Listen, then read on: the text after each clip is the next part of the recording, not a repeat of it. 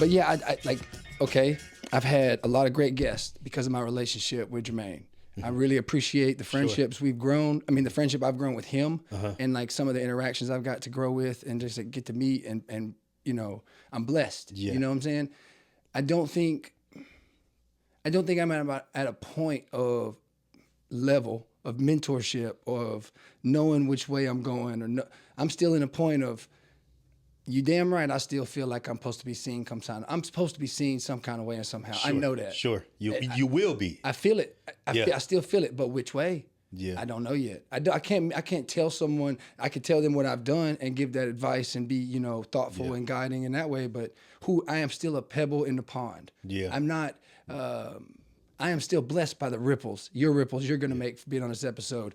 Ripples from all the other previous guests that's been on talking about intimate conversations with my parenting that helped me learn. Because I think that's the most authentic way I can present to my audience is by me being vulnerable in myself. That's me being fun with the people that want to play, me talking about my lack of parenting, me talking about my upbringing. I have no problem acknowledging I can't read like everybody else.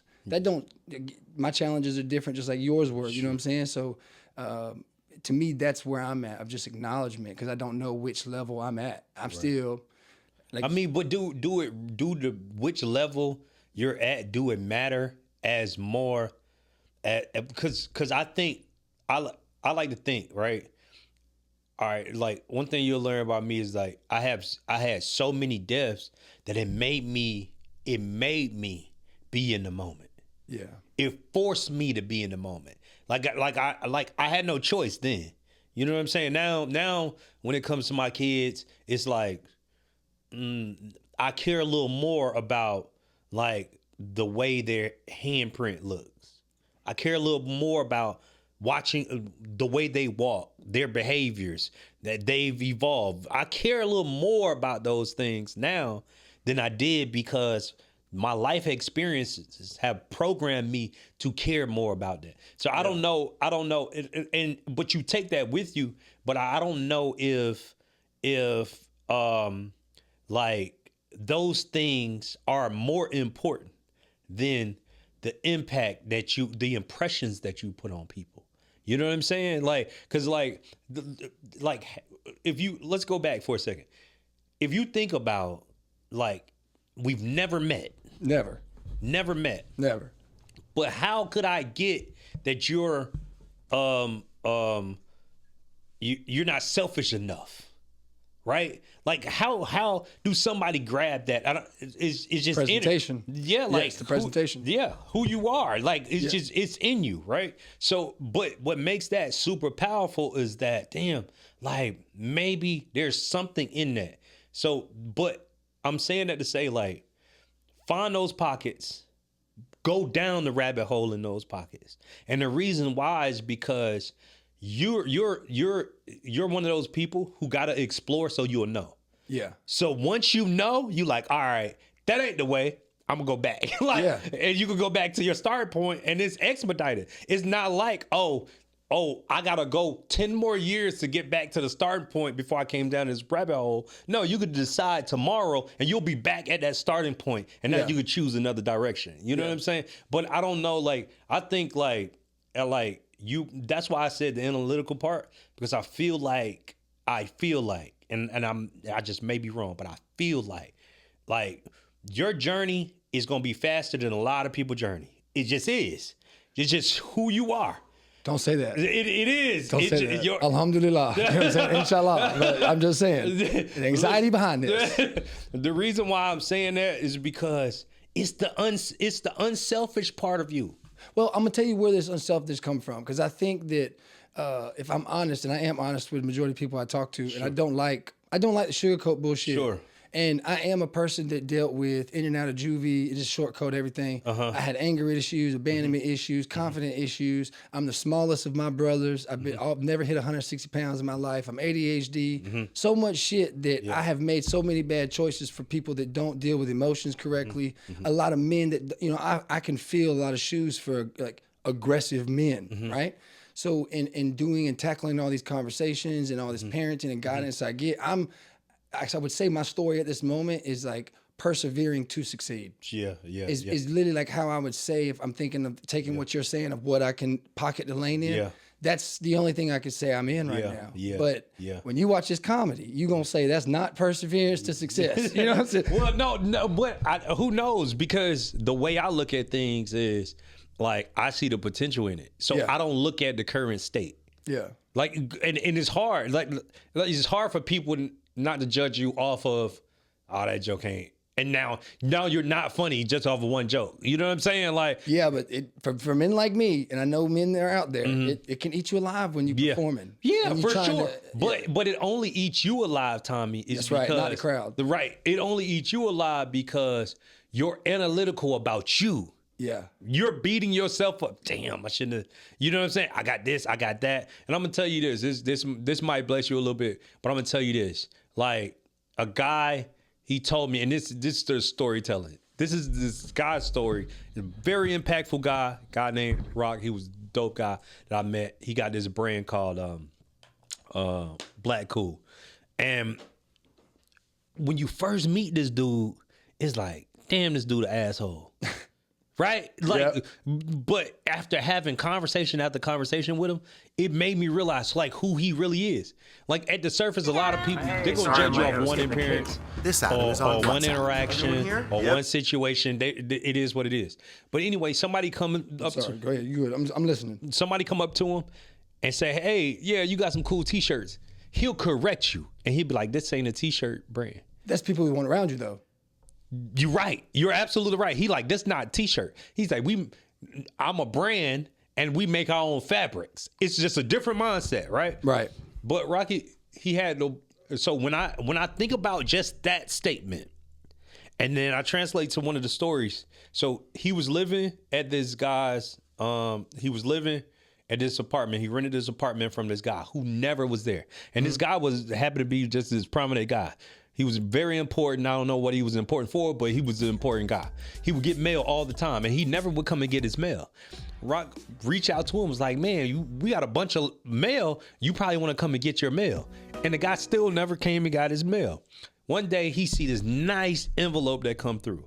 Very nice envelope. He was like, man, I'm open it. He not going to come and get it. Yeah. He opened his envelope, and it's an invitation to a like almost like this political thing where you got senators, things like that, right? And there was this one senator that he wanted to meet, and he learned that senator was going to be there. So Rock went. Yeah. He went under the other guy's invitation, right? And when he did, he met the guy.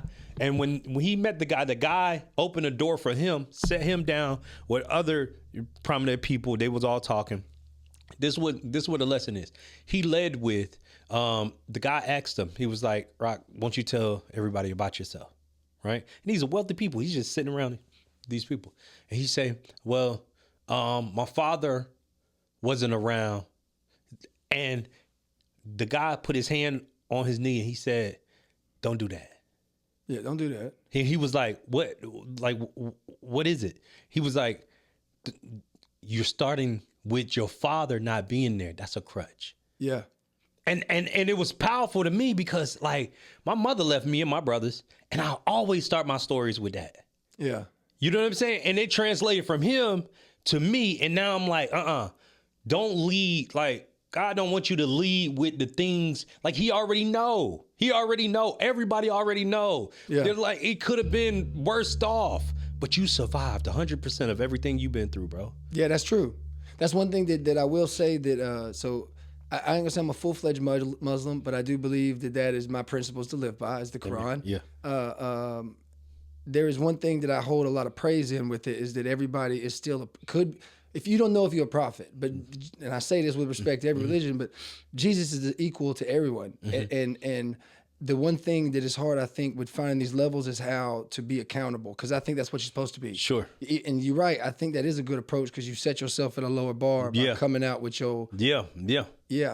But I do see that we all meant for more. And one of my mottos, my principles is, you only got the weight placed upon you because you meant to carry it. Yeah.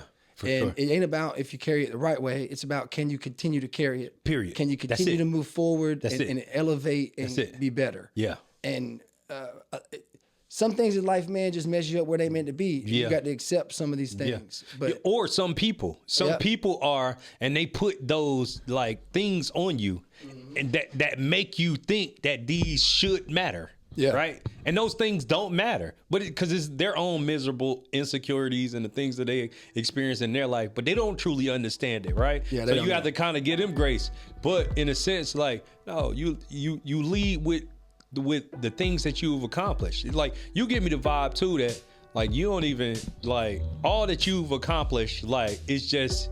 It's life. Yeah. It's for real. Yeah. And I say this, I'm at a level where I'm able to have credible acknowledgement. Yeah. Right? In the sense of a world of social acknowledgement. Right.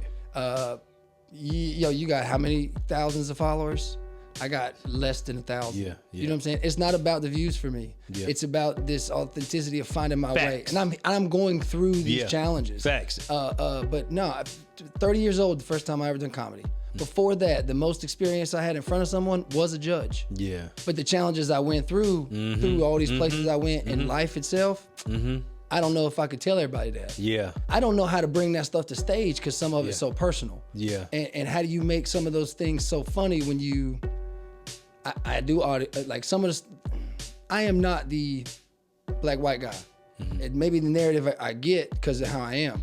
Maine, first time he met me, swore I was black, and every time he answered the phone, I was like, "What's up, black man?" Yeah. And like I get those responses a lot because of how I carry myself. Sure. But the stories are serious things to me. Yeah. Well, you're not to say it's like losing family or whatnot, but solitude for 6 months is a tough conversation to have without someone understanding what that feels like. Yeah. Yeah. And to do that to a crowd, to do that and tell these stories, and this is from me explaining myself to you for you to respond on the motivational side, because there's a lot of things. Maybe it is me just analoging myself. Sure. But I know other people go through it, and I don't know how they feel in those things. Yeah. And even though I can express mine, some of this shit, man, is just like so vulnerable. Yeah, you don't even. Yeah, but I just had like even talking about your brothers, and I cut you finish it. Sure. Your brothers, I'm blessed not to lose nobody. But if even though I fucking hate some of them, I don't care for none of them like that. We ain't meeting up for no holiday. But I couldn't imagine, and like, that's a struggle in itself. But the thing is like it goes back to what I said. You survive, I survive, we all survive 100% of all the things that we've been through, right? Yeah. And that's the real inspiration, right? My story is no deeper than yours. When we go back to the place when you use the analogy about the weight, right? On your principle, like it doesn't matter if I go on the scale and what I'm carrying is 2.5, heavier than yours. Like, it don't matter, because that weight on 160 pound or less man. Tonight, motherfucker, when we recording, he's fighting tonight. He my weight class.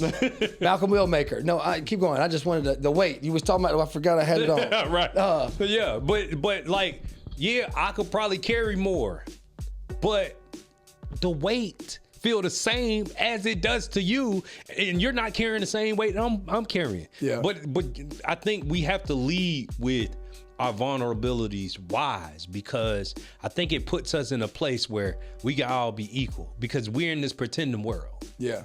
Everybody's pretending. Everybody's putting up the fake this or a fake that. And then you start to believe in the facade. I was having a conversation with a friend of mine. She was talking about this mutual person that we know. And she was like, man, like, no, she's doing this, she's doing that. And I was like, hey, look, I ain't telling her business, but I want you to understand, it looked good. Everything looked good. You feel me? Like, even when I'm gonna use this example, I went through my house, on my bottom floor, I started painting all the doors black. All of them was white. I started painting all the doors black, right? But because I walk past those doors every day, I see the defects in the doors, right? I see, oh man, I must have painted too much on it, sprayed too hard on this one. Oh, I don't like that. Oh, I gotta retrim this. I gotta do that. I gotta do that.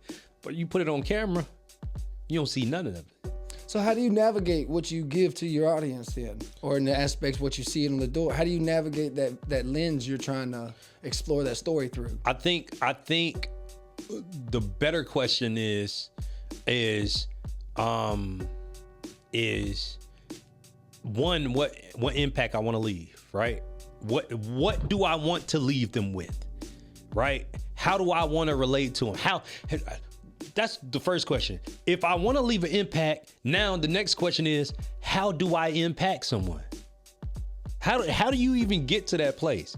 The only way you can do that, right, is finding a way to relate. The reason why may say, or anybody may say you're a black, white dude or whatever, right, is because you don't relate like the normal white guy. Yeah. Right? So to them, it's like, you're a little not as white as we thought. Yeah. Or not as white as the guy that we seen at the bank or whatever the situation is, right?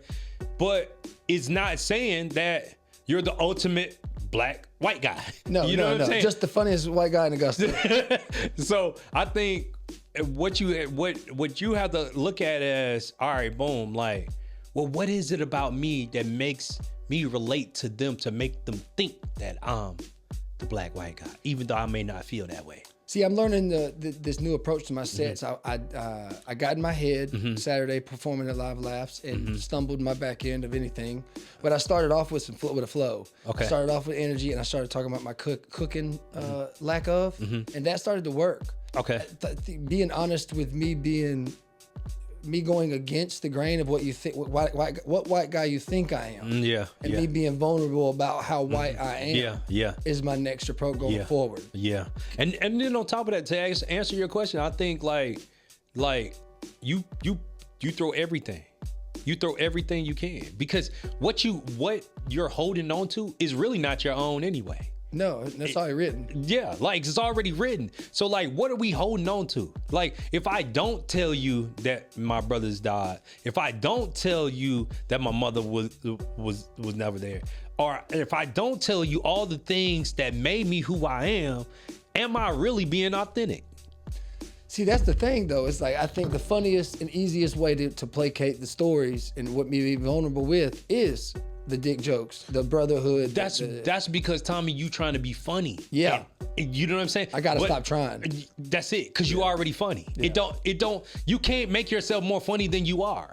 Yeah, I think that's where it's fucking me up. Yeah. You know what I'm saying? And that was what I got from the guys I told you about I had on that were giving me some criticism. It's like, all right, maybe it's just me. Yeah. Maybe it's how I'm looking at funny. I gotta stop trying to look at funny. No, like you got enough life experience. Like, if you think about it, like we just went through a government shutdown. You know how many people hurting? They just need a laugh. But if they can laugh about they hurt, oh man, you feel me? That's impact. Yeah. That you just made them someone who was struggling about how they gonna pay. Now they still gotta pay their rent. It doesn't matter, right? Yeah. But and that's their business. But you just made them just a little bit. Just think about it for a second. Yeah, you themed it off. If they can think about it for a second, you got them. Yeah. You know what I'm saying? And I think but you only lead with, and that's probably the recipe, because I think a lot of people in my industry, bro, is that a lot of people want, like, man, I haven't been through nothing. I haven't been through anything. So what do I say? Because I got a real deep story, right? Yeah. So they come to me and they was like, man, I don't have much to say. I'm like, you got a lot to say. I was speaking somewhere, and after I spoke, one of the guys that had the event, who started the event, and he was like, man, I can't relate because I had it good growing up. And then I told him just the story of Moses. I was like, Moses had it good too. Yeah. He got raised with Pharaoh. Like he got raised like all that royalty. Yeah. He had it good too. Now later he suffered. However, growing up, he probably couldn't relate to a lot of the people that was in slavery either. I'm gonna say this. I say this with regard of acknowledging what connection to relatability. Yeah, I can't word. Relatability. You know what word I'm fucking saying. Yeah. Suffering is important. Facts. Suffering is a connection. Yeah. I think that showing off the crazy, stupid shit that happened in my life is more connectable in the sense for funny, but it's not relatable. But the suffering part of life, I don't make funny. Yeah. And I got to find, I hear what, but with that dude saying that, he felt like he didn't have it hard. Yeah. I acknowledge that my life was not hard. I acknowledge I had a tough upbringing. Yeah. But I really am able to, or I feel like I have able to grow because I acknowledge and challenge myself through suffering. Sure. Even with how I talk right now, I'm putting myself through these challenges of communication on the podcast, on stage, where I'm putting myself through a lot of internal suffering, but I'm trying to figure it out, and I'm not afraid to suffer internally to figure it out. Yeah. Yeah. I think the problem is though with that is like, if you only think about some of those things, you really only living in the past in the first place, right? Yeah. There might be something you going, like some struggle that you may have in the future that you got to go through, or yeah, you probably had it good as a child, but then when you got in front of the judge, that's a struggle. You know, when you we didn't have it no good way. I'm just saying, like, he didn't. Yeah. But there are a lot of people that had their suffering early that like took advantage and like turned that cheek. And I think when you have it blessed, sometimes you don't experience a struggle to relate, and then it also it could affect how much you go, because you just gonna make bad choices versus having any relation to stop and like reanalyze and try take a different path. Yeah, I just think man, like we had to learn in a big way to really give ourselves grace, is because I think for a lot of us, like we beat ourselves up because of what we went through or what we didn't go through, and it hurts worse. They say that the average person have of about 70,000 thoughts a day. Well, I doubt that. I'm talking about a million. I am not lying. and majority of those thoughts are negative. You know what I'm saying? Yes. And I think the times when we do get our feelings hurt is only because, not because of what that person who have offended us said it wrong or said it, you know, it's just they're repeating something that we said in our head. And self-projection has a lot to do with that. It's just a lot. And self-sabotage. It's so many things. Yeah. It's so many things. But I think like, bro, like, man, we just got to give ourselves grace. Yeah, I like how you said that too, because I know that one of the biggest thing I take from the Quran is most graceful, most merciful. Yeah. I lean on the side of mercy. Yeah. I don't necessarily lean on the side of grace. Yeah. Even when it comes to how I respond with authority and like being a man or whatever, I'm on mercy. I'm not on grace. Sure. And I think that's I appreciate you saying that. Yeah. Yeah. No, I think like when you give yourself grace, then you start to be a little selfish a little bit. I'm gonna title this episode for the first time, Grace Over Mercy. That's dope. Yeah. That's dope. And I think it matters because like, man, like if you get caught up, and this is average person, you get caught up in those videos of all those people that's making a lot more success than you, like you'll stay there. You'll stay there. Ah, man. And then it'll start to turn envy. It'll start to turn misery, hate, and all these other things that really don't serve you. Elaborate on that now, because that's a good thing. I still think about a lot of. I definitely am aware of my envy. I don't try to get jealous of nobody. Sure. I'm doing my own fucking thing. Yeah. I'm figuring out social media my own way. I don't need you. I can do it by myself. It's just a lot. And when we get there, we get there. Right. You know, I'm just on my path. But speak on that, navigating the envy, the jealousy, those environments of being professional, I guess. Yeah. So I think like I'll say this: you can't create something that you haven't became a practitioner of first, right? You know what I'm saying? I don't know what that word means. You can't. That's a doctor. It's my mind. That's a doctor. Well, it's just someone who in practice. You're practicing. How many times you had a conversation with a person before you actually had the conversation with a person? You practice that conversation. I'm gonna say this. I'm gonna say that. If we talk about this, I'm gonna talk about that. You know what I'm saying? Yeah. I try to. So I think like. Not a lot. Not a lot.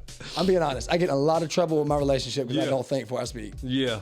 So I think like navigating that place is like, man, like it doesn't mean because they got there first, it doesn't mean they are better than you. Absolutely. I gotta clap it up for that, for real. You know what I'm saying? Like it just mean that like they got there first. Yeah. That's it. That's clap the only aspect of it. Yeah. And I think a lot of people get caught up in watching other people, and no, you need to like put your head down and work. And I think the good, if you feel that way, a good approach to switch is find your level. Recognize who's above you, not for any type of hype, but help. I just come back from Charlotte, North Carolina. Okay. I drove 2.5 hours there to watch a show, support a fellow comedian that was putting on a big gig for himself, but went all out, man. Shout out comedian Pudgy out of Columbia. Drove all the way back home. Still doing promotions this morning on the street of downtown at the last Saturday market of the year. And we're here today. You know what I'm saying? Like, I still go above and beyond to try and make sure the people I see I'm looking for, and like I ain't trying to shed light from nobody else, but like I have my people I turn to that I definitely want to follow. Not right. I ain't got to compete with you, buddy. You are somebody I'm learning from. And a lot of those people probably got their own insecurities for whatever reason. But like if you look at just the work that you're putting in to get somewhere. Yeah. Like to be honest, you too busy to even focus on envy or hate or anything else. Yep. You know what I'm saying? Yep. You're too busy. And on top of that, amongst all of it, you're super unselfish. So like to add all that, it's like, man, like I don't have time to compete. I don't have time to be envy or people or allow myself to be in that pocket of a place that don't serve me. I don't want it. Yeah. Well, I say this, I am a small man. You got many brothers, I got many brothers. Understand, I'm a small man. I ain't got a big win ratio, but I can take some licks, right? I don't mind getting knocked the fuck out. I don't like being that person at all, because I am I'm a lion, I'm a lot of lion and a little bone. You know what I mean? And that don't always serve me well, especially now as an adult. You got to learn from this, right? Yeah. I had something I was going with. What did you say last? I done brain farted. I was getting my ego. What was I about to say? Well, I was just talking about how the work that you put in, you don't have time to be envy, or you don't have time to hate unselfish parts of you. Oh, that's one thing I have to do anyways, because that's how I manage myself. Okay. That's how, and if my lady, we have to balance real within life and home, because I can get so engulfed in here or in going out to comedy or doing something because I see I'm supposed to be doing something bigger. It's got to be worth it though to step away, starting to be at that point. So I see I'm leveling and I'm coming to these, and I think that a big part of our confidence, or at least mine, is accepting the fact that it's right. Thank you for showing me that this issue is already solved. Because to me, you don't know where it's going, but you already walking it. Yeah. And if you keep walking it, it's going to show you. It's inevitable. It's going to happen. Yeah, it's going to happen. You can't walk in envy or jealous, or you're going to be, then you're going to navigate off emotion. And like, you got to stay out of that emotion and find individuals that levels, or people that you admire and levels above you to God. This is what I was going to say. You are a big fan of ET. I think y'all have a relation, you got a bunch of motivational relationship partners you can call to or whatnot. Yeah. I am based on principle. I'm a man of principle. Sure. Big way I operate. This is Trenton Shelton. I don't know if you know who that is. Yeah, I know Trent. Be loyal to your principles, not to people, because people that respect your principles shall receive your loyalty. Sure. That is how I present myself to life, because this is honesty, not jokes. I would not be here today if I didn't put trust in me being able to walk where I've walked. Yeah.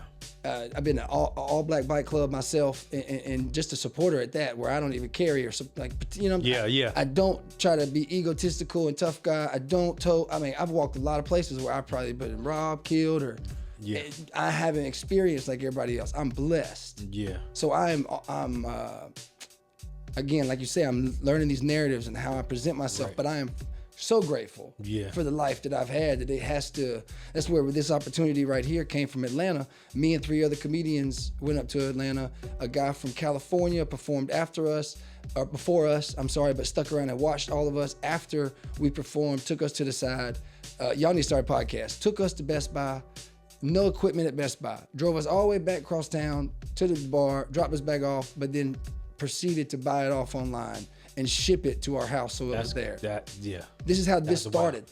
That's amazing. To me, it still gives. Right now, I got chill bumps just because like the opportunity was presented, and there have been multiple opportunities in my life where I've taken advantage of that continues to walk me through this. I call myself in a creative space. Yeah. Because I don't. Let me ask you this: how long ago was that?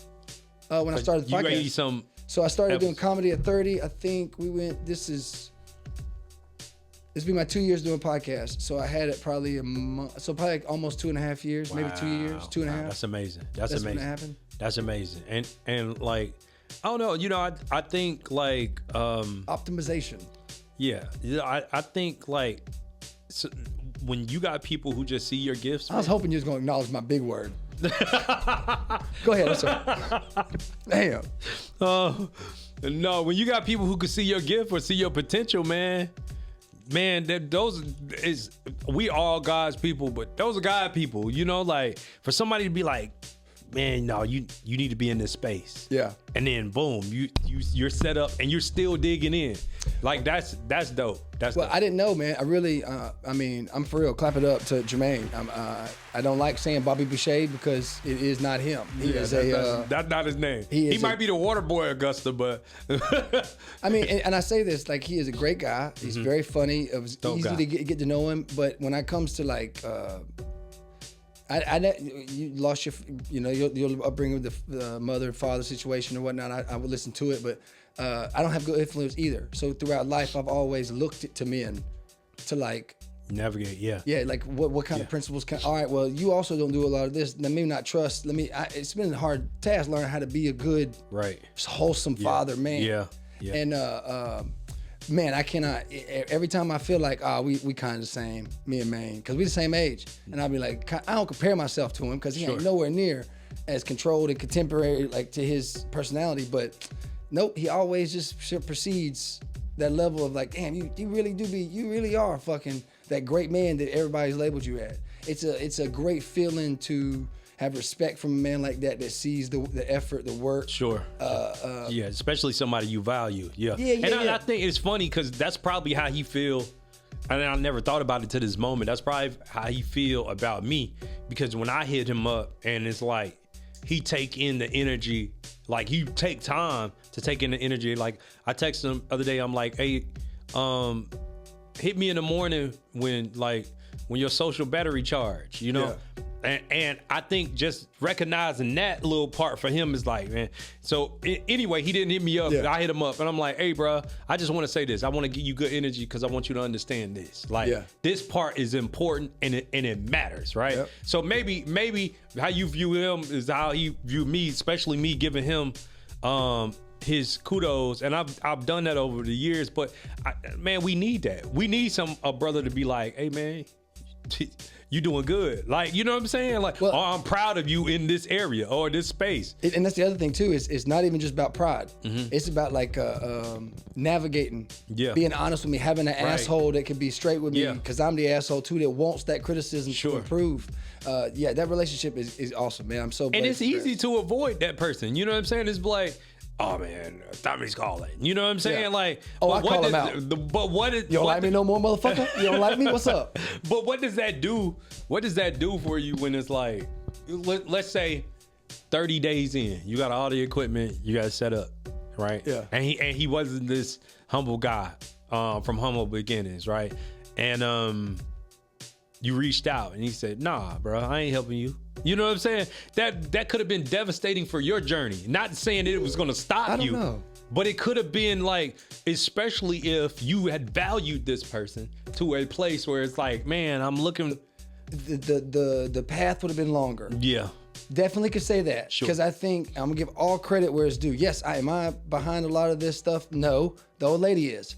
But this influence, the decorations, where it started all, that's for Maine. Yeah. I wouldn't have been able to have that much. I wouldn't be able to dive that deep first without having that hand to be like, you want to try this? Come sit in. Yeah. Let's figure this. Because I saw a lot of stuff. And when my buddy, Black the Handicap, went on the podcast, I watched it. And I really enjoyed how, I mean, I didn't know he had a his background and all this stuff and where he's from. I mean, I kind of got how he just navigated and like painted the picture. And when he said that, yeah, man, this is the guy.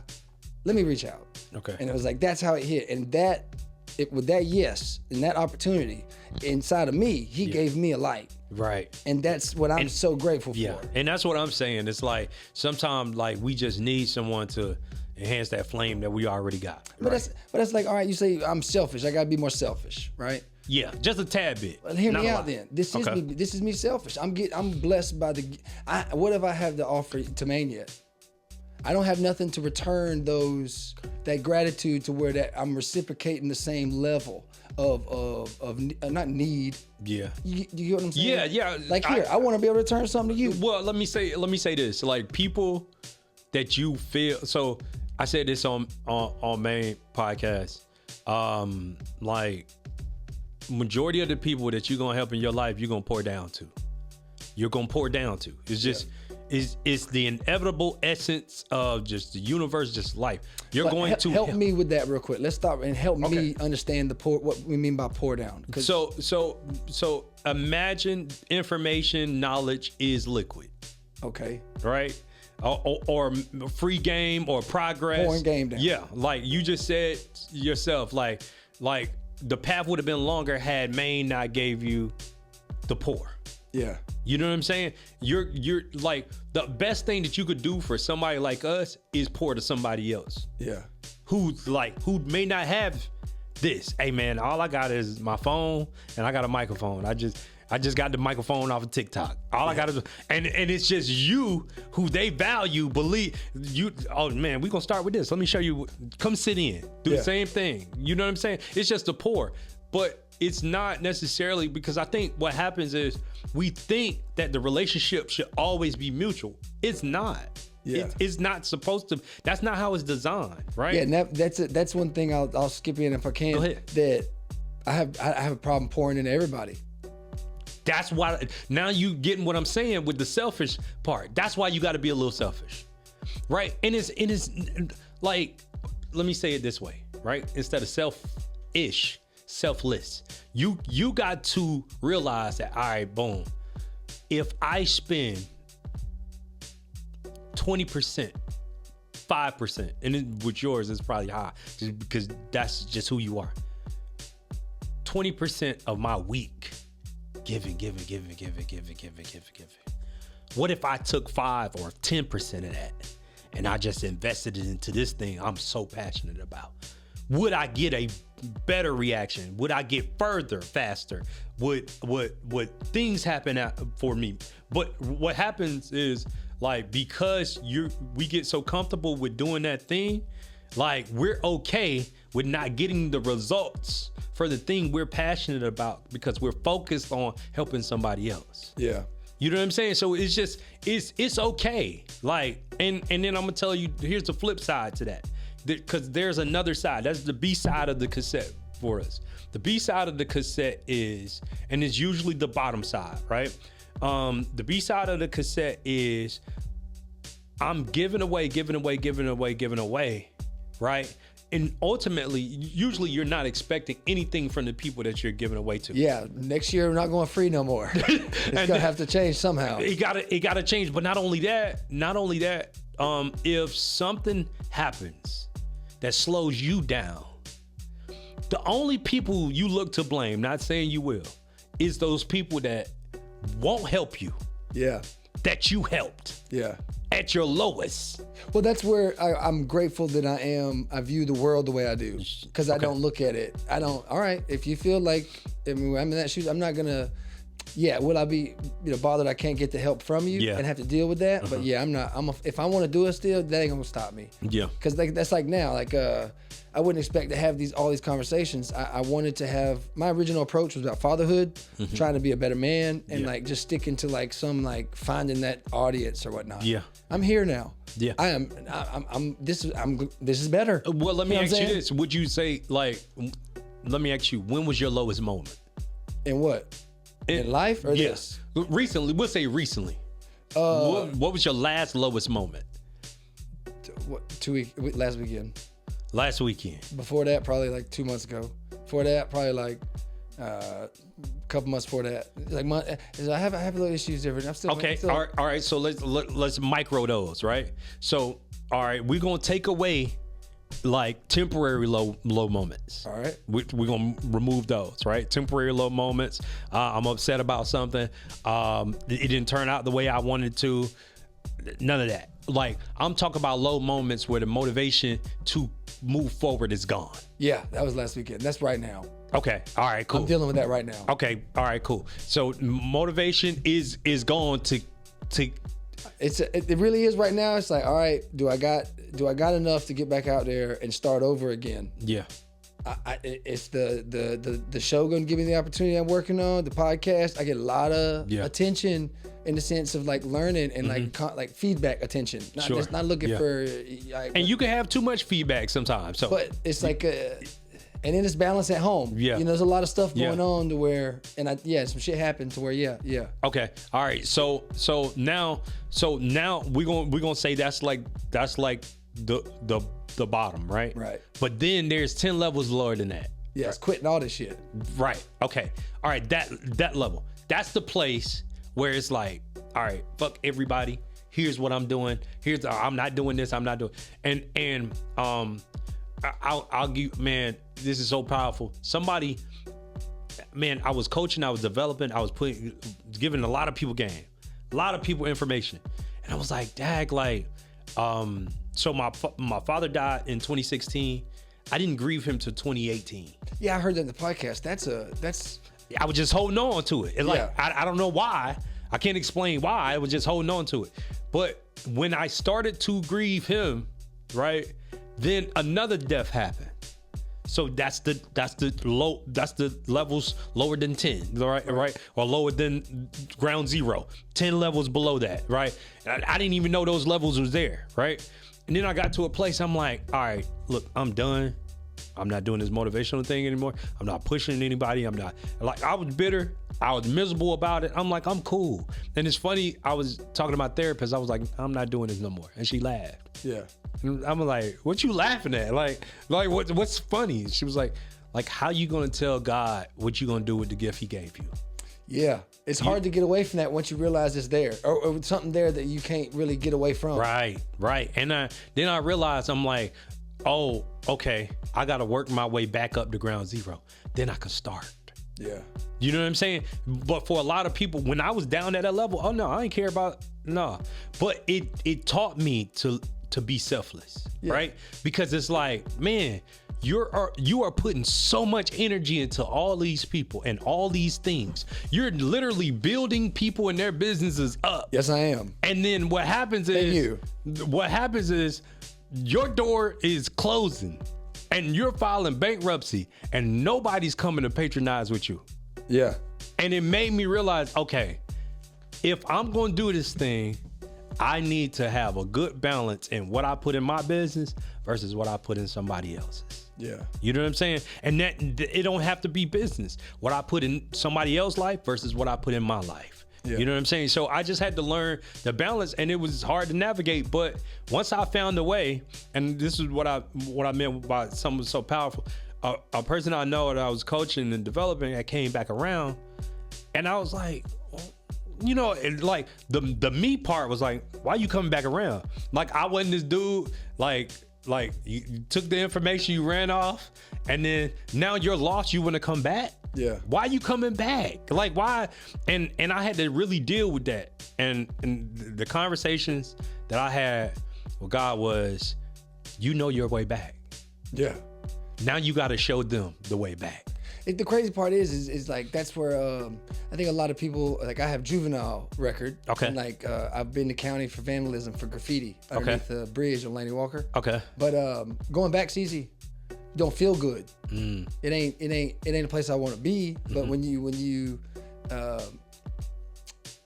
I don't have many opportunities. I ain't trying to be in jail. You know, it's just me being mischievous and like rebellious. But nonetheless, I'm accountable, so I do my diligence. But it's a weird feeling because like you're still terrified because like, I can't. That's traumatized. That's trauma. But it's easy though. And like shit like that. What's easy though? Going to county.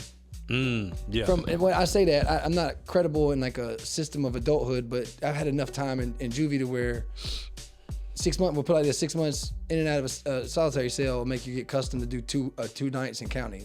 That's cakewalk. So just like, I don't know, you doing these vulnerable things, you can't get caught up in how easy it is, or if it feels easier to do something or not. That's like, You're all over the country. You're booking motivational stuff. You got all this stuff going on. I'm just now starting out trying to figure out what promotional people are supposed to do in their role. You know, I feel like I started to show that I do all the jobs for the venue. You're right. I feel like my value and the team that I'm working with are not valued. Yeah. You say pouring into people. I feel like in that circle, I am a person of the poorer. Even though I'm in it right now because I don't feel like I know enough to really guide yet. Yeah. I still feel I'm the poorer to younger guys where I recognize their importance of being on that camera for 4 hours. Yeah. You deserve to be paid. Yeah. You deserve, I'm up here being, doing this. We navigate, whatever. We got pulled and like, I don't know, what would you say to people wanting to find ways to get through these moments that make them want to quit? Well, I think one, I hear what you're saying. One is that like the only reason you in that role is because you know how to figure shit out. You're a fixer. I'm a shooter guy. They're like you, and sometimes that's all the requirement is for that role, right? A lot of people, that's a hard skill to own though, because a lot of people can't figure stuff out. It's like there's no protocol or policy. You mean I gotta customize everything? I gotta figure this. I gotta do it a new way. They gotta figure it out, and you have that naturally. So that's what make that role dope. But the other thing is that, like, when it comes to you pouring, you have to be so conscious in making sure you get people who pour into you who don't expect anything in return. Yeah. Right? Around. I like how you say that, but it makes me feel like I ain't seen it yet. I mean, there's a couple, you know what I'm saying? Yeah, like I'm still building, but yeah. But that's what you're looking for. You're looking for someone to, hey, Tommy, I seen you do this. I noticed this. Just try not to, but all of that was good, blah, blah. They're giving you, like, because that's what empower you. That's what makes you feel good and awesome about the thing you overlooked. Like when I reference let me go back to the call with Maine. Like, I know he was too busy to call me back, but I won't harp on you being too busy to call me back. Yeah. I'm going to harp on, I need to get this information to you. Yeah. Because you need a moment. And that moment might empower him for another 10 years. Who knows? Yeah. Right? But that's the people that you need I call it skybox. You need people in your skybox of like, hey, Tommy, I noticed this. Try this next time. See what happens. Yeah, that's main. I would say this, of anybody that's come to a show I've performed, even the show I'm putting on with like the Stage Jam Moments, advice for the podcast, any direction I have asked any kind of question, Main's been there. And had every bit of opportunity to give me his opinion and straight up, and it's so much respect. Yeah, but now you got to multiply Maine. Now you need 15 Bobby Bouchers. You know what I'm saying? Yeah. Like you need that wise, because that's what keep you going. And it's really hard though. It's really hard for me. I'm not trying. I don't want to downplay it, because I myself am in a world where I'm trying to figure out my value. Right, where I charge, what do I charge for? Because man can't tell me that. You really can't tell me that. It's ultimately what I figure out. But there are a lot of relationships. Yeah. And I ain't gonna say none, and I ain't gonna try to like start shit off this comment, but there's not a lot of return. Yeah. There's what they think is return. Yeah. I mean, but I do this. A lot of this is purchased. Okay. And it's not because I don't mind purchasing it, but I want to put. Well, let me ask you this, right? I want to put people on. So two things, because I heard what you said again. Like, so one, if you stick to your principles that you got tattooed, right? Yeah. Like that's the start. That's the start. God damn. That's the start. I should have never brought that fucking tattoo up. I was hoping if he was gonna do that, because I knew this was gonna get there. But that's the start. It's one thing I deal with. You're saying that.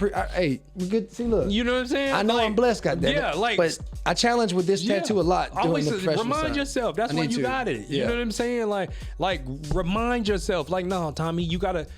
Like, I'll have these conversations. I'm like, Cole, no, you need to do this. No, you need to do that. Like, and I'll walk around all day like I was the only child, just talking to myself. Nah, and I'll play this stuff. I'll visualize this stuff, and you have to do the same thing. Second thing, when it comes to that, right, is like, one, I'll ask you this question, then I'll elaborate.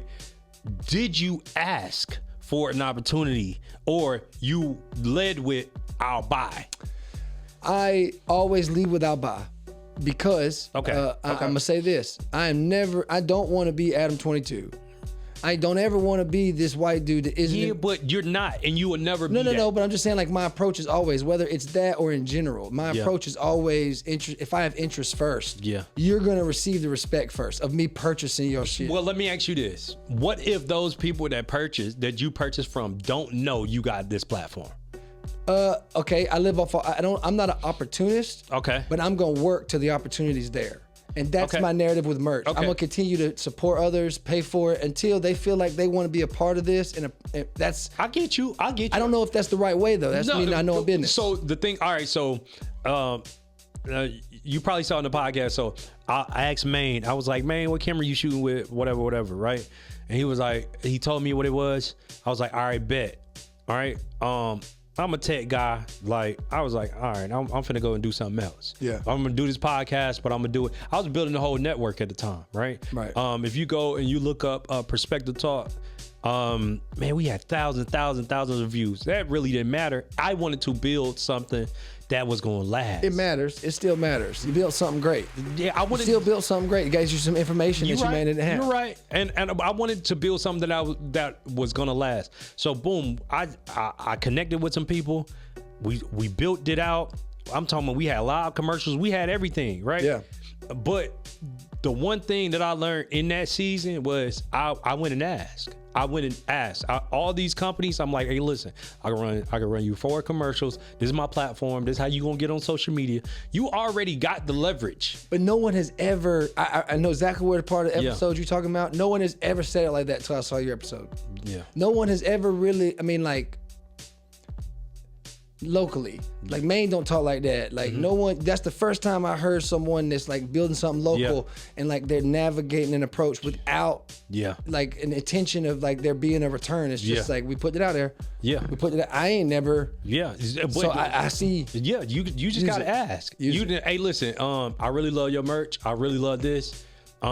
Here's what I want to do. Yeah. Are you interested? Yeah. And let them decide. Don't decide for them. You know, there's one thing I would hate about. I'm so glad we have it this damn. Hey, I gotta find the horn button.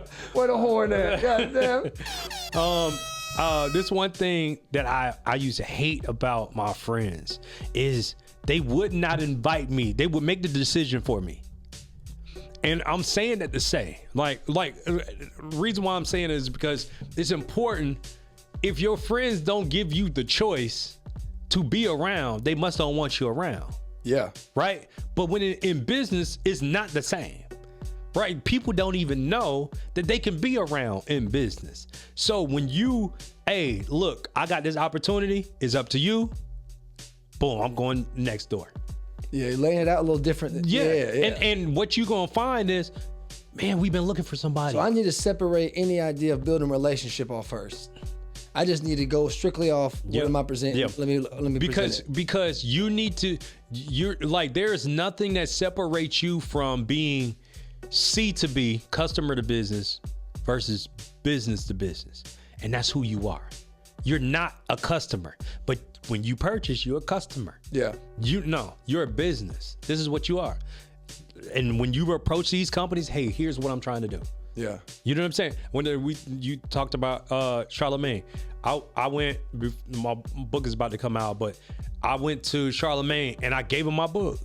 Oh, you have? Yeah, I gave him my book. But and I hey, clap it up. I got to be honest with you on this. Look, other than the me being honest on the live, Maine is the most famous person I know. I'm being clear. That's the truth. Mm-hmm. I mean, I would say you have a more notable audience. Mm-hmm. But when I say I know him personally, sure. But I have met Charlemagne. But I'll take Maine over Charlemagne because I know Maine personally. He don't like being compared to Charlemagne, but I'll fucking take Maine over Charlemagne. Hey, look, Charlemagne doing some good stuff. And I only caught him when he was doing the they're trying to do crystals everywhere. Yeah. So the black effect crystals. So I was like, man, I'm gonna just go up here. I'm gonna go alone. I'm gonna call off of work and I'm going to like give him my book. Yeah. And I got him my book. Now I could have took that moment personal, but he wasn't ready for that. But the next book he ready for. You know what I'm saying? That's where my mindset is. I'm like, all right, bet. It's cool because this the Oprah book anyway. Damn. So you gotta take advantage. But if you're not like everybody was there. Awesome. Here's what's crazy. Everybody was there to get autographs. Everybody was there to take pictures. I don't want no pictures. Dude, I don't want no. You saying that, bro? I got to meet him. I only for a picture, but that's just like the line I was in. Everybody had something to say to him. Yep. Everybody had something to do. I don't know if you know who Ready to Be Accountable is. I don't know this. So they another podcaster. We were met up there and whatnot. They were in front of me. They were already like they stuck out on him. And like you could tell when I walked in that he was looking at him. I was like, nope, I ain't saying shit. I'm just gonna be the white guy that's in between everybody.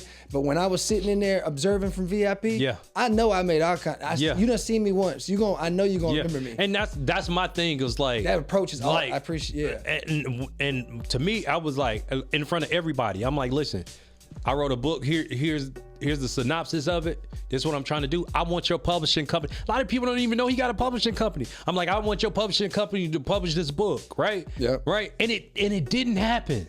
But it was the effort that mattered. Why? It's because I believe this, right? And I learned this from T.I. Your first album is not your first album. Your second one is. Yeah, you gotta keep working. You know what I'm saying? Like, that's your first album. And a lot of people kind of will miss that. No, like, nobody went and got his first album until his second album blew up. Yeah. You know what I'm saying? And that's the mindset that you gotta have. So like, ask these people, ask these businesses, hey, listen, I'm coming to you on business. I love your product. Hey, I'm gonna ask right now before we stop. I'd like a book. I'd like to put it in the podcast. For sure, I got definitely put it in. I'll do my best. I can't lie to you. It's gonna take me a long time to read it. I am not lying. My old lady hates the fact I can't read books with her, but it's just me. But I do. It takes me a long time, but I do. I will try my best to finish it, but it probably take me 6 months if it's over 100 pages. Yeah, it's over 100 pages. Yeah, for sure. I'm gonna be fucked. But I do my best to stay, on point. But I will. I'd love to have it in the podcast and put it apart. Sure, and everything. I appreciate it, man. I will, man. I do want to know though. Now I'm relating to you in a sense with the writing the book because I used to journal. I'm thinking about starting back doing it where I just log days. I got probably 7 or 8 books just filled with information. Sure. When it comes to me, it isn't a book. To me, I'm leaving my kids an experience of their father. If I can't teach them shit, at least I can leave them words that maybe they can take something from, have an experience, something. When it comes to writing these stories to build for the receiving end, what are the challenges that comes with that? This is like you said, the first, the second book being drafts. What are some of the initial? Like you have to. It's an art to becoming non-biased. That's what I say, right? Because I always lead with my story. Oftentimes, I've been able to navigate it in certain ways, where I'm in front of an audience and I'll say, I'll pocket it wherever it belongs. But for the most part, it's like my mother left me and my brothers. I'm the middle of 9 brothers. My mother left me and my brothers when I was 6. My brother Marcus died in 2006. 6 years later, another brother of mine, Andre. 4 years after that, my father. 4 years after that, another brother of mine, right? I'll go through that whole thing, but that's not how you're supposed to write. And that's one thing I had to learn. Like, and the only way you learn is being in that arena, right? Like you have to study podcasters to learn how to be a better podcaster. Yeah. You know what I'm saying? You have to read in order to be a decent writer. And it's not gonna be, you know what I'm saying? But the thing is, it's the journey. It's the journey for you, but to me, it's every big word that pops up. But then I get distracted and got to go to the dictionary, and then I got to come back. It's all right though. I'm one of them guys who I barely scraped the surface of high school though. You know what I'm saying? Like, and it's funny because people they speak to me and they're like, "Man, you speak well," and I'm like, that came from research. That came from reading, though. You know what I'm saying? Like, I just learned this over time. Like, one of my interviews, one of the ones you checked out, somebody asked me, it was like, did you have media training? I was like, where you get that from? Like, but what happens is over time, when you're processing this information, when you got those people from your skybox consistently pouring into you, they notice your flaws, but they're not picking or judging at your flaws. What they're doing, they're like, hey, probably should tighten this up, do this, do that. And if you take that serious, what will happen is you'll evolve to a place in space where like you're a whole different, you're the super Tommy versus the Tommy you thought you was. Yeah. Yeah. So I know that I challenge myself. Like that noise that just went off for the audience members. That's my vocabulary thing. I challenge myself to still, even though I don't read, I try to put myself in new words. Okay.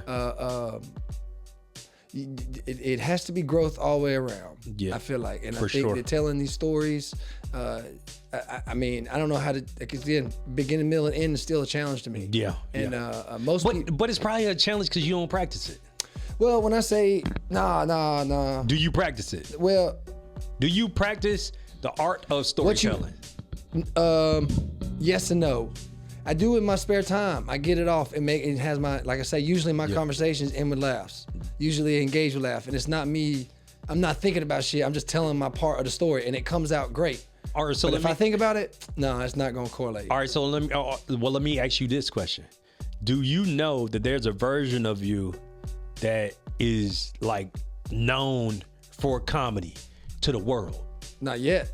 But in the future, like if we can visualize that far in the future where you are and in that place, do you know there's a version of you that already exists where you're like, people just knew you were funny, they're selling out your shows, they want anything Tommy, they just want all your stuff? All right, I'm gonna tell you. All right, I'm in a hard spot. Okay. Because I told you I'm in a little like self stuff going on, issues. Sure.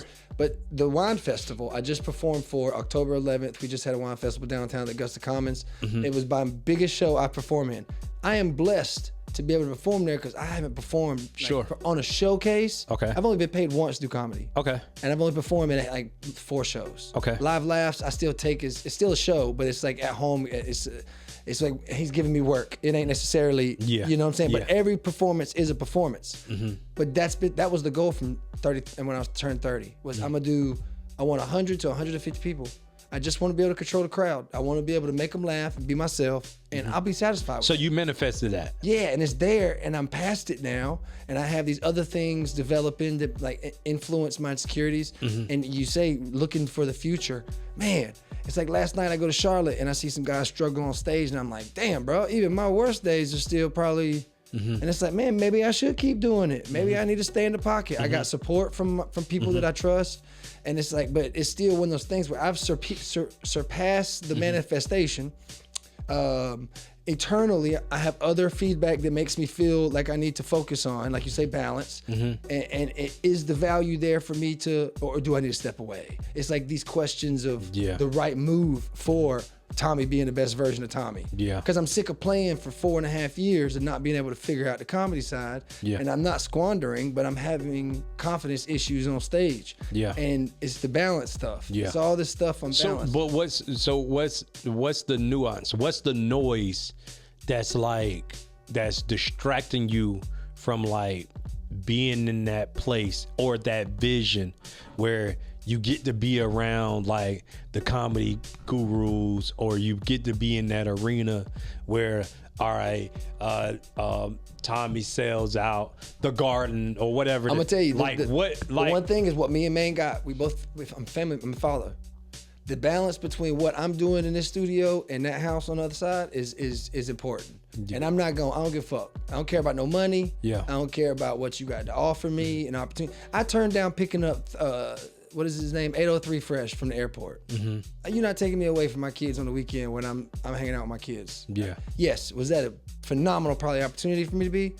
Yeah, but I ain't nobody's do boy, and I'm with my kids. You're not going. Yeah. My priorities definitely are higher than what I'm doing here, but it does, like the comedy side, that has kept me away from the opportunities of performing mics, going to shows, and like getting that work in more than everybody else. So what I'm getting, Tommy, is like maybe the noise is yourself. Like the noise, the nuance is yourself. So, so then it's like, there's the old saying. It's like, it goes like, sometimes you got to believe in what other people believe in before you believe it yourself. Yep, I agree. You know what I'm saying? I feel like completely. Because when I spoke about vision, because I can see you already in the room or in the places with the goats, and I appreciate that too. You deserve to be there, right? Like, you're in that space, but if you don't see it, like, it'll never happen. I see it here more than I do on the stage. So you see yourself. So do you think podcasting will get you further in comedy than comedy will get you in comedy? That's how it feels. That's how I feel, like what I'm dealing with and how I'm processing my path. It's like, you got to keep doing this to find those funny moments, to figure out this conversational stuff. That's okay, because even so, one thing I used to do to develop my stories and to develop my speeches, I used to do a bunch of coaching and developing. We'll do group coaching, we'll do one-on-one coaching, and then I'll find those pockets. I'm like, ooh, that worked, and I'll take that and put it in front of the audience of people, right? So that's perfect. But I just think like whatever that nuance, whatever that noise is that's distracting you, like, you got to get rid of it, because it don't serve you. You know what I'm saying? Like, because like, you deserve to be in that space. Not only you know what I'm saying? Like, people like Cedric, like, I think, like, he deserves he deserves to be in that space also. But it's like, I had a conversation with my father-in-law.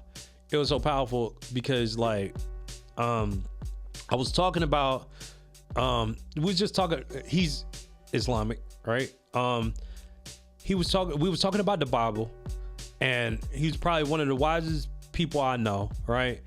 And I was just giving my perspective, because I would teach my kids about Moses. I was teaching them about different things, right? And one thing that he said to me that stuck out was, like, when you're reading this piece of wisdom, right? When you're getting this information, you always got to spin it back to how it applied to you.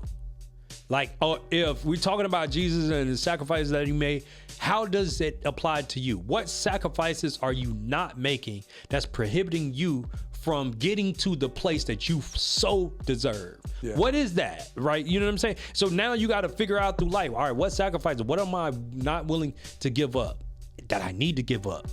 Only to attain more later, but what is it that I'm willing to give up? So what happens is, relationships is what I'm feeling. Yeah, because I want to say it like that. If we having the conversation you're asking me, relationships, certain relationships, because that contributes to yourself. You know what I'm saying? You being unselfless, like that contributes to that, because it's like, and I used to be that person. I used to be that person where I would reach out to everybody, like, hey, hope all is well, just checking on you. Yeah. And I would do that time and time again.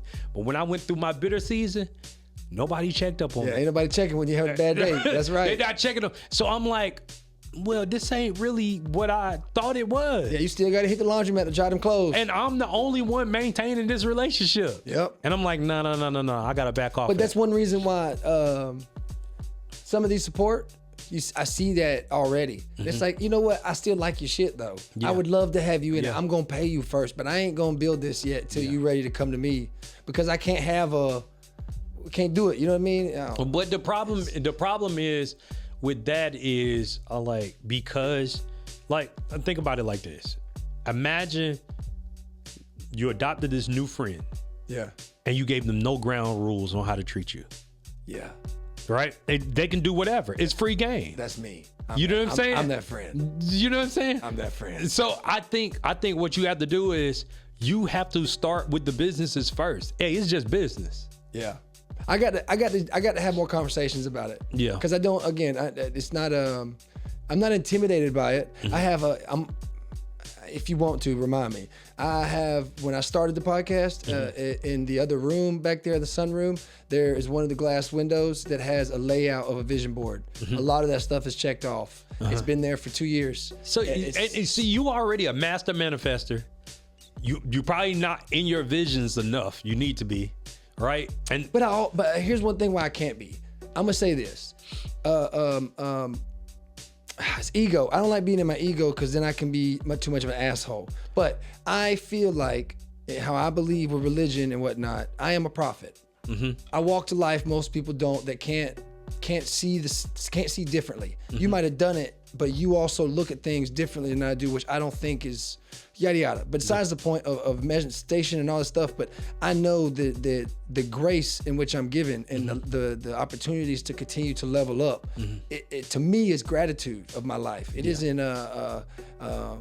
it's learning how to navigate what I don't, but it's not supposed to be something I shun from. But I don't think like I'm learning how to do the business side to it, which I'm trying to incorporate in that statement.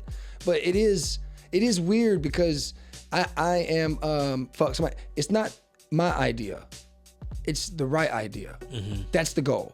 It ain't about what Tommy says. It's about what's the goal and the outcome, and how do we get there. But so if we go back to me running the commercials and things like that, I was just throwing stuff at the wall, bro. Yeah, I'm doing that. We're doing that right now. Like, you know what I'm saying? We like, having some fun though. You just don't know what's gonna stick. You're right. And you find something that stick, and then now we load it, you know. And I started simple, and it was very small. Cause here's what the way I approached that was, hold on. A lot of these companies aren't on social media. How they gonna get there? Yeah. Well, I'm gonna help you to get there. Yeah. So that's how I presented it. Off the jump, I'm telling them, you're not on social media, there's no presence, but there might be some opportunity if we do something together. All right. I really appreciate the love and the straight up with me, because my brain's all over the place. But I'm gonna go with this. We're gonna stay right here. If I'm in a situation where I don't get value in a club, and I'm doing that, and above that, I'm decorating, we setting up the scene, we recording, putting you online, we promoting you on social media, and we're not getting the value. Definitely. What does value look like first? Well, I'm still determining what my value is as a host. Okay. I don't really have any. Again, nobody's told me a number. You know what I'm saying? So to myself, I feel like I have a number, but you got to contribute. My team, I'm a part of a team. Yeah. It's not just me. Sure. And then if we do that, then we should be making at least equal to what the club's making, or at least having a fair trade where we keep some back in that. Okay. So how do you renegotiate those terms when you don't feel valued? Is what I'm getting at. All right. So there's multiple ways you could do it. All right. The other way that makes it happen almost organically is finding another spot, taking your team with you, and then starting your own thing, right? Oh, we do this on Wednesday, we're gonna do this on Thursday. All right, follow me through that and tell me how you do that with the next spot. What's your approach to work out that deal? So it just come to ownership. So now so let's just say, hey, look, we're going from house A, to venue A to venue B. Okay, venue B. Like, look, y'all don't really do comedy, but we can come in here. I would like to do something here. I'll break it down even further because I'm trying to ask direct without saying, all right, already something similar is happening at that venue, different night. Okay. How do I put my foot in that door with venue B with presenting the same pretty much show, but still a different, unique show? Okay, cool. All right, so first of all, do you know all the players at venue B? I know the owner. Okay, cool. Personal, I can make a personal call. Oh, then we ain't got to do all the deep stuff then. Well, I don't know what the deep stuff is what I'm getting at. I want to try to. I don't know how to approach it. So straight up, hey, listen, this is what I want to do. I see y'all doing this. I can help you out. Here's the value that I can add. We're doing this. We can do all this, and we could probably sell out this or do this or whatever. Find out whatever the promises are. Whatever their wants are, and deliver on those wants. That's it. Speak to the wants. Because when I give you the example of me talking about this company or these companies, y'all are not on social media. Y'all want to be. Okay. What's the result of them being on social media? They get to sell more product. All right. Now my next question to you is, how do you present that and still stick to being separate? I don't want to mesh. Okay. So you just be straight up with a boundary? Just say, I don't want to mess shows. I want us to have our show, be stern like that? Or? Well, it just got to have a different experience, different feel than the other show. We're giving something different. Got you. Yeah, you just got to offer something that you just offering. This cup is red, and only this type of juice go in that cup, and this cup is yellow. This the only type. You just got to separate the two, and differentiate between the two products. Yeah. But the mastermind behind it, that part doesn't matter, because Kellogg's still sell the cheap brand. General Mills still own the cheap brand of Kellogg. Right, but you also got different brands underneath it. That's my approach. Okay. I'm trying to come from a position. Don't merge us. Let's split the month. Let's get more profit in the building by splitting. Got this. They're already going the ideas of our artists performing shows. Yeah. You're already gonna have separation of crowds. Sure. So just separate them. Yeah. I mean, it sucks that they're at the same. I don't say it sucks, but like, I think you would have less of a chance to get everyone there when you already have groups. Already. and I think for you, like, if you're approaching it like that, and let's just say B don't want to go with it, then you create a C or another B. Yeah. Right. Yeah. You know what I'm saying? And then that other B or that other C is going to be like, well, A is going to look and be like, hold on, they doing something over there. All right, let's renegotiate here.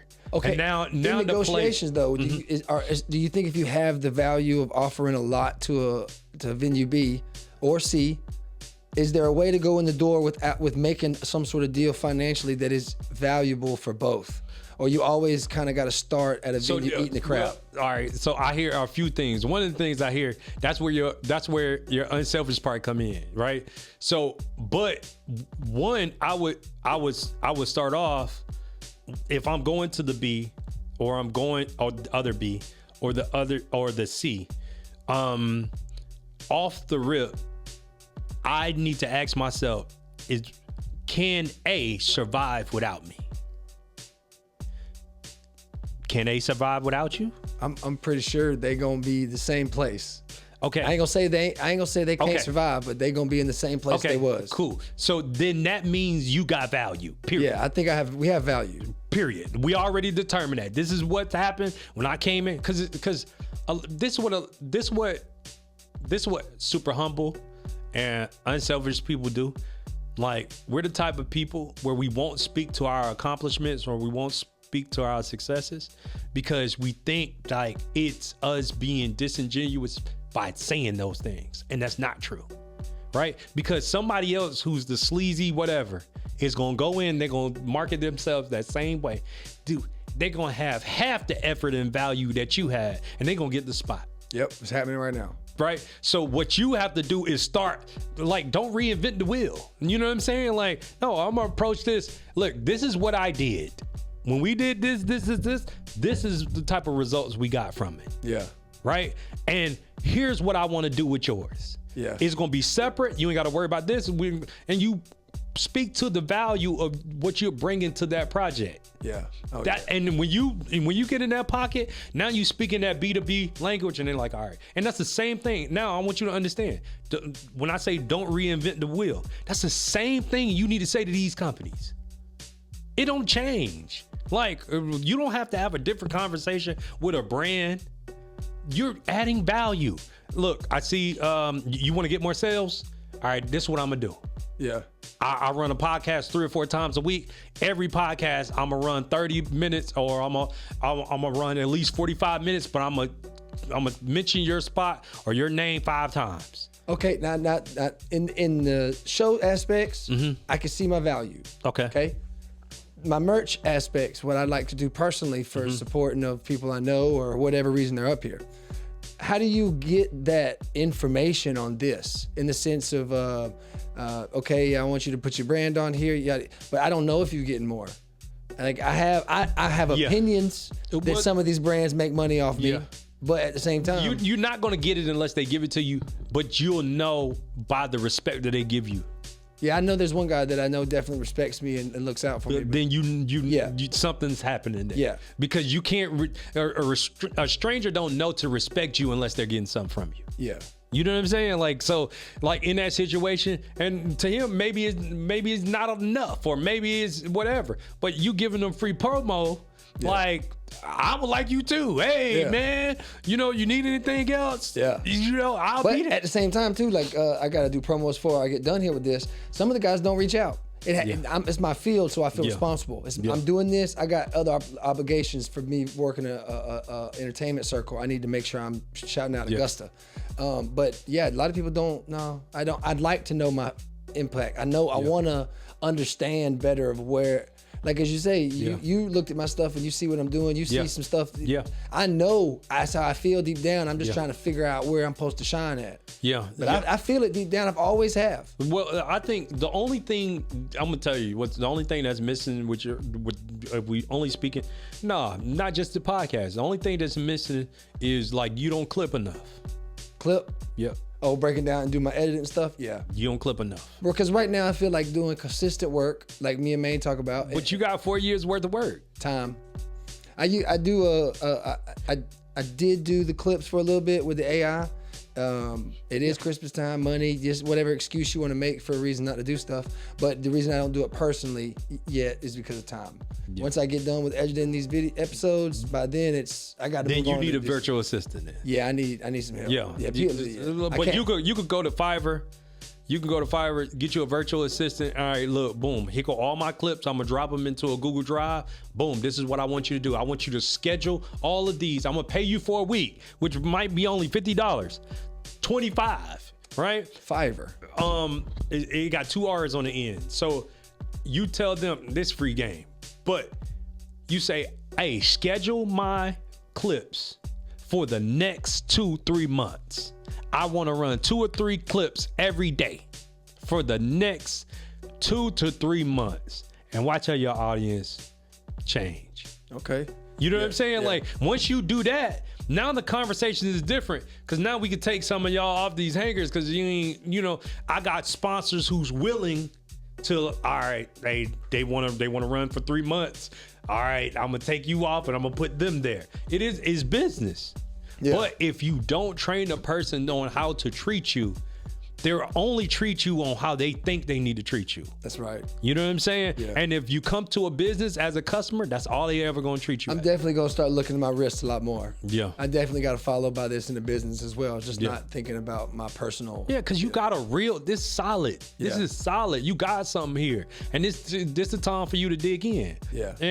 And don't. But you saying that that's why next year I plan on focusing on a lot of vendor episodes. Not necessarily just talking about their product, but having conversations with them, and then we do this promotional style instead. Because we doing things, but I really want to dive into certain lanes for vendors, not just food, but I'm talking about candles and sports apparel, stuff like a bunch of different shit I see. And that's an opportunity, man. That's the thing. I'm taking advantage of Saturday market. Yeah. All this stuff that's not going on a Saturday market, I'm gonna try and optimize and still put in rotation. Yeah. So I'm definitely learning. You should. And I think man, it's so much out here to gain. Yeah. You know what I'm saying? Like, there's so much out here to gain. But when you have a space or place where you need some help, if you can't find a virtual assistant, there's somebody out there who gonna do it for you. You know what I'm saying? But if you're never asking, you're never putting it out there, they're not gonna know. Yeah. And when we're saying this, so the clips, correct me if I'm wrong. You gave on the second one.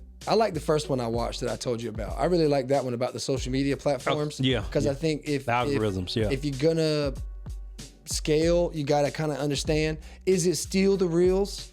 Are we still needing to focus on reels? It's still reels because everything is reels. All right, so just to break it down so Facebook. I've been seeing companies double back on stories, but Facebook. And this is why the numbers don't match, right? You put up a story, you only get a certain amount on Facebook. You put up a reel, that's because reels got a broader reach than anything else. Just a friend group, right? Yeah, then your friend group. You put it on story, your friends hit it. Maybe somebody else will hit it if they click your page, whatever. If it's not private, right? So boom, you need to reel everything, right? Real Instagram, real TikTok invented the whole reel concept. Right? That's why Facebook did it. That's why Instagram did it. That's why even Snapchat got reels. Like, everybody's just on the reel. And don't miss YouTube. YouTube, like, do your shorts. Yeah. You got to do your shorts. And then, but man, AI so sweet now. you took your long form, you take the clip, put in a OLED clip, you put it in there, and then you say, all right, find all the funny moments in this video. It's gonna give you 30 funny moments, and then it's gonna rate them. Yeah, that's the thing I got. Opus Clips, whatever. Yeah. And so now you take that, boom, put it in your Google Drive, send it to your VA, your virtual assistant, and make them schedule all your reels. Yep. I'm telling you, in 3 to 6 months, 2 to 3, you're gonna see a big difference. But 3 to 6 months, I know what you're talking about. It's gonna be crazy. I am not technology savvy. When I say this is all new to me, it's like I'm learning life all over every day with this business and everything.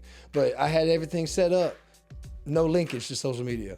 So I had to figure out it took me, I didn't get the shit set up till maybe, I bought my last one, I think like 3 or 4 months ago. And I did it for a little bit, but I prepared for the wine festival and I kind of slayed off. But now that I heard that conversation about the reels, I never knew that bit of information. I've been doing all this angling with the podcast just to, right now I felt like if I don't get that far into doing clips like everybody else does for social media, at least I can produce quality content first, and then I can like fall back to it and grab. But I didn't know the reels was that important. Reels is important, but a lot of times, it's people posting with less, not quality. You know what I'm saying? Like saying quality or quality content, whatever, it's a trend now. So just post, because you see people go viral. And I got a friend of mine, that's how we ended up on the show. They did a singing video. It went viral twice. And then I told them when it was about to go viral. And in that moment, I feel like they missed the opportunity. But Reels wasn't even around at that time.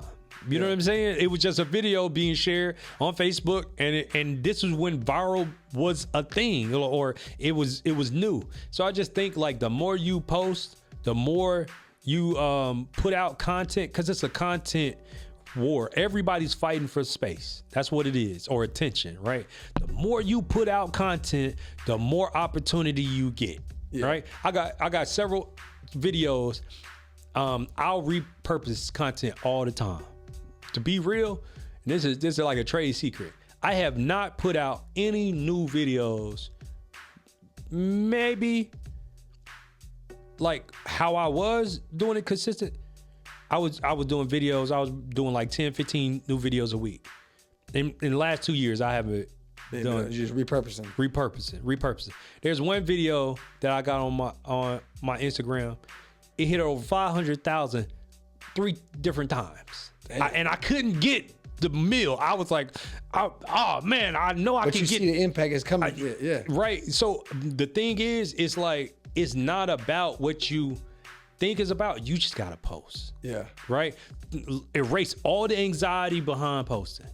Erase it. Just go. Don't matter. Just post. Yeah. And the more you do that, the more you elevate your brand. Now, the more leverage you got, more value you can offer to companies, and now companies will pay you for it. Yeah, that's the one thing that I'm trying so hard to avoid is the numbers, but they all play a role. Yeah, because you want to give them you could focus on the numbers. Just don't focus to build anxiety over the numbers. Yeah. You know what I'm saying? Oh, I got to post today. Don't be in that pocket. Yeah. Because that's not a comfortable pocket. You're saying being the accomplishment, being what we achieved. You know what I'm saying? Yeah. I know it's good content. It'll blow up if they like it. Yeah. I'm on to the next one. Yeah. That's where you at. I feel like the one I just posted, though, about me flying from working on a gym rack. I didn't see that one. Oh, man. Look it up right now on Facebook. Right now while we on the pod. I ain't going to show it. I was helping a buddy of mine at the gym put down a weighted rack, and we found out there were 445 pounds on that rack, and I thought I could hold it down, and I went for a catapult type of. Oh, that was you. That was me. Yes, that was me. Oh, with the you would. Hold on. Let me see. Yes, that was. Most people don't realize it was me. They just think I'm talking about a white dude. That was me. Okay. I tried to hold down a rack plus 445 pounds. I don't know what you were thinking. I did see this. Yo. I did see this. I was like, what's happening here? Yo. To me, I felt like R. Kelly put me in tune. Hey, it was a ride. It was a ride.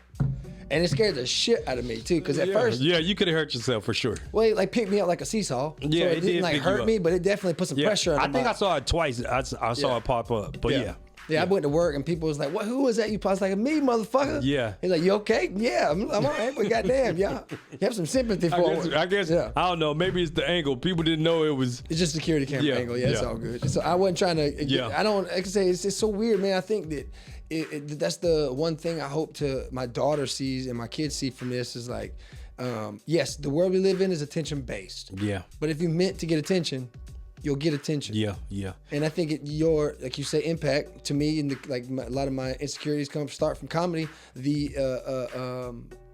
Getting the return feedback we want from the audience. That is the attention. We want that positive feedback. Yeah. And if we don't, it starts shit up. How do you feel after you? Because I remember seeing you talk to Sid about bombing.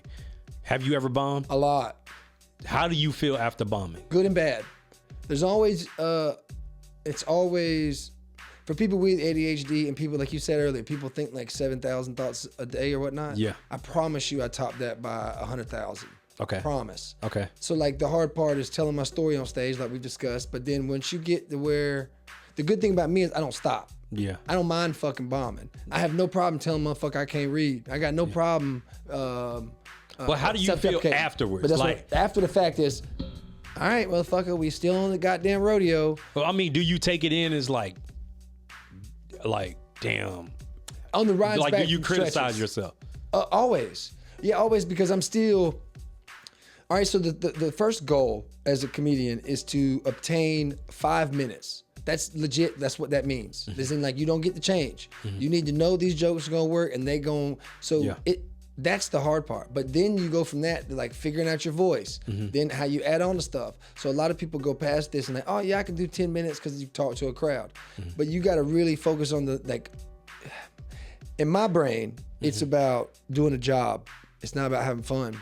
Because of how much information I've got on comedy now, it's corrupted my mentality of looking at it, of just going up there and being myself. Sure. And that plays a big role. That's the noise and the nuance. Yeah. Okay. So I'm working on that. But after the fact, no matter the case with me with ADHD, like I went to the Greenville Comedy Zone and done Funny or Fired 2 times now. I'm going again in December. Both times I'm kicked off first round. And all you perform is 1 minute with a handicap, whether that be marshmallows in your mouth, eating hot sauce, being blindfolded, whatever handicap you get. Both of those rides back 2.5 hours are in silence and a lot of thought and a lot of. Don't steer me away from doing the craft. Okay. Because that's the next thing I was going to. This is all from just after my emotions from achieving the manifestation and how do I find the next goal with drive. I don't want it to be a half-assed goal. I don't like that shit. If I got something, I want to set myself to it to achieve it, right? I don't want to be, oh man, y'all could have told me I shouldn't be doing this shit a year ago. What the fuck, man? I hate that. I could have been spending my time somewhere else. I don't like wasting my time. But so it don't distract you from like not getting back in the ring. It hurts me more that I can't figure out what I'm not saying correctly than it does I'm bombing on stage. Or like that I'm failing at the craft. That don't bother me. It's the fact that I can't figure out the craft. Does that make sense? It's like I know I could be better. That's probably because you got the gift of gab and you've been able to figure out a lot of things. A lot of shit, and I can't do it, so it beats me. It's like, God damn, what the fuck is this challenge? That's because you're trying to figure out your thing, and nobody can tell you how to figure out your thing, right? And it's usually not you. Like you're not the person to give yourself your own advice oftentimes. Yeah. You know what I'm saying? Because it's like you're just not the dude. That's why we have to go to therapy, or that's why we have to go to places and spaces to get real advice about because we don't know what we look like on the field. The skybox concept is on the field, on the football field, when you look at the head coach who's already on the sideline, coach is not playing. He's not playing. He's watching the players play. You're the player. Yeah. Right? Then you got your coach. We'll say main, right? Yeah. But he has a head coach. I mean, the head coach has headphones on and he's talking to somebody in the skybox. Yeah, Don got game. And he's telling Maine what's ahead of the players that they don't see, which he don't see. A lot of guidance. A lot of guidance. You know what I'm saying? So for you, like, you just have to identify, put more effort and energy into who's your head coach and who's in your skybox. Because if you don't, then what happens is you'll get distracted by all the stuff in the crowd. Now my brain, I need to just differentiate this. Okay. Is that me building my team? Or is that just who I'm turning to for guidance? So that's the Tommy team. But that's not the team, because, and I want to differentiate those two. That's not the team for where the vision is, where we going. Like, that's just the Tommy accountability team. Yeah, I'm listening. That's all that is. And I want you to understand, like, and like that, you got to put more effort towards building your skybox more than criticizing yourself or beating yourself up or riding in silence about something that you didn't know was an issue. Yeah. You know what I'm saying? Like how could you have known? Because if you would have knew, like, you wouldn't have done it. I think that I do. How do I say this? I do feel like there's a part of why I do what I do, because I see something. Like I say, I feel it, but I also just don't know what it is I'm supposed to be projecting towards. Yeah. Does that make sense? Like I'm supposed to be criticizing myself to get better. I got to, because I know something's coming. I know I got to be. But you can't. If you stay ready, you ain't got to get ready. Type but of you mentality. can't criticize yourself without grace, though. That's what I got to work on. I'm gonna take this. Because I'm watching this one back, motherfucker. Right. Like, it's like, that's the difference between grace over mercy. That's the difference between, like, ass whooping and then nearly killing yourself. You know what I'm saying? Like you beat him up, you won the fight, but did you beat him to a pulp? Like, that's the difference between that, right? And you got to be like, I got to give myself grace. I can't beat myself to a pulp, because then tomorrow I'm going to feel the same thing. Right? Or the next day. And then that becomes these trauma triggers later on in your life. It'll echo later on in your life. Remember, right? we talked about this shit downtown. We had a lady, we done promotions today, and we had a lady do us a poem about let bygones be bygones. And I was like, man, it's such an impactful thing. I said, that's something I've always, but how you spoke about it really made me feel like I could let some shit go. Yeah. It was really the same kind of relevance there. Yeah. Really impactful. Yeah. And this is too, man. This is what we're doing, man. I really appreciate no problem. This conversation. Like, I'm just in a space and place where I had to learn to give myself grace. I was having a conversation with somebody super important to me. I was like, did you forgive the people who hurt you? Yeah. She was like, no. And I was like, well, like, you got to work on that. And the reason why you got to work on that is because, like, you hate too easy, right? Hatred shouldn't be in your front pocket. No. You feel me? Like, if you could, but it's only there because you're holding on to the unforgiveness that you had from the people that did you wrong. Yeah. Why are you holding on to that when they did you wrong? You got to now give yourself permission to let that go, so that you can move forward, because you're carrying extra weight that you didn't need. Yeah. You know what I'm saying? So a lot of people have to, like, give themselves. So I'm in that season where it's like, no, like, I really forgive this person. I really forget that person. I want to see them do well. I want to pray for this person. I want to do the, and you got to get to that place, because how could you, like, think, right, just for a second, that you have forgiven yourself and you haven't forgiven anybody else? Yeah, you ain't gonna do nothing with life. You're doing that. You know what I'm saying? Like you fighting yourself. Like, cause the reason why you have to forgive them first. You ain't gotta walk up to them and forgive them, right? You just gotta release whatever that is, right? It's just like manifestation. I'm seeing myself in this place, in this space, in life. I'm manifesting this to happen, and it's the same thing. It's the same essence that go with forgiveness. I'm going to let go of this thing, whatever this is, because it no longer serves me. And now, once you went through all the pile of unforgiveness, now you can forgive yourself. Yeah. You know what I'm saying? And the reason why you got to forgive yourself is because you gave yourself permission to hold on to something that don't matter to you. Yeah. This don't matter. Like, and this is one of the reasons this becomes like the foundation on why we get to criticize ourselves like that. But where we come from, that's really abuse. That's abuse. You're abusing yourself when you walk past the mirror and you criticize yourself. You're abusing yourself when you hear your voice and you're like, I don't like hearing my voice. You're abusing yourself when you're saying all these things about yourself that you don't like, that you also echo and repeat in your head. So now you got to forgive yourself for all those things, because if you don't, you can't move forward. And the conversation that I was having with her, I said, listen, here's what I want you to understand. The spaces and places we're supposed to go in life, right? The admission to get there is forgiveness. You can't even operate in those rooms.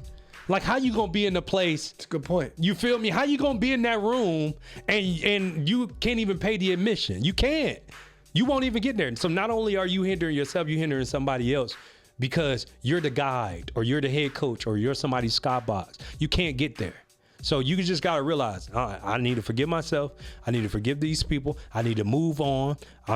It's easy for people to be like, I'm not holding a grudge. I felt that same way about my mother.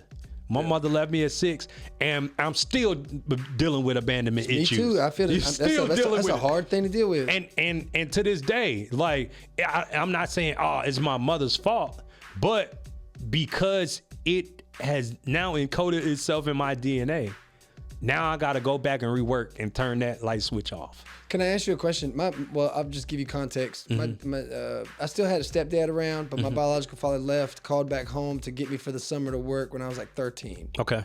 And plus, I'm already in jail. I'm an authoritative, rebellious child. At 13? Man, I was in jail my first time at 10 years old. Okay, all right. Smoking cigarettes and weed at 10. For real. I know I'm the youngest. Yeah. I'm the youngest. So influence was easy in that sense. I didn't do a lot of, but nonetheless. I don't know if you had emotional, I'm not going to just stick to anger, but emotional effects from these feelings. But you say that still dealing with it now. That's one thing where I feel like I forgive it too many times. Yeah, well, I go through forgiveness so many times when I realize, oh man, this shit bite me in the ass. Yeah. And now I'm at a point in life after therapy and talking to my therapist, like I have to be aware of when my abandonment issues are kicking in, so I'm not emotionally being shifted in conversation and feeling. And like, I'm just curious, like, I know I've come a long way with forgiveness in my field. I'm just curious how it was for you. So for me, I'm still learning the pockets, and I don't think, I was watching The Breakfast Club, and I think Pastor Todd, he was talking to Charlamagne. He was like, it's crazy to think like at 40, you know everything. It's crazy to think that at 30 or 70, doesn't matter, like that you know everything. Here's what one thing that I highlight in my book. I call it emotional real estate, right?